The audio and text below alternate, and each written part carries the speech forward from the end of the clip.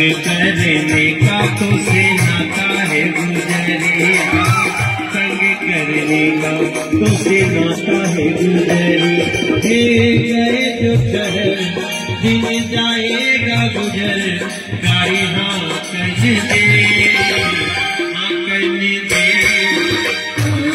दिशा में चलाए बटोहिया कौन दिशा में।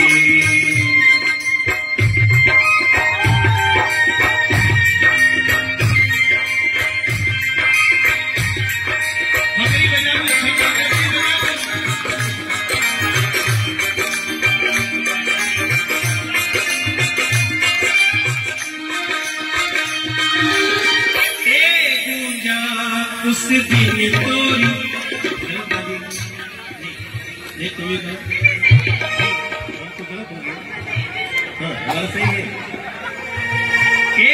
गूंजा उस दिन तोरी सखियां करती थी क्या बात हो।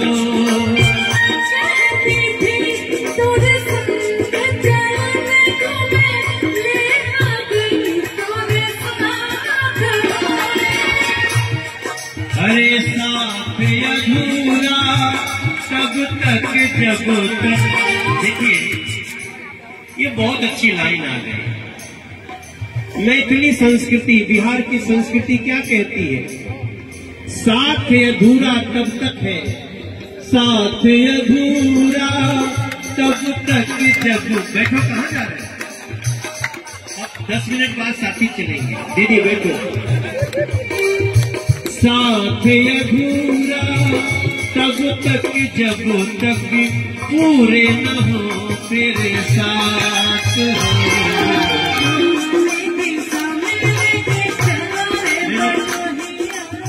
ये लाइन नहीं है।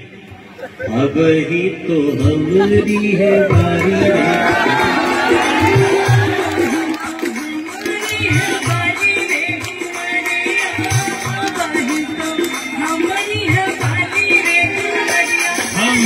गए जो शहर दिन जाएगा गुजर, गाड़ी हाकन दे हाकन दे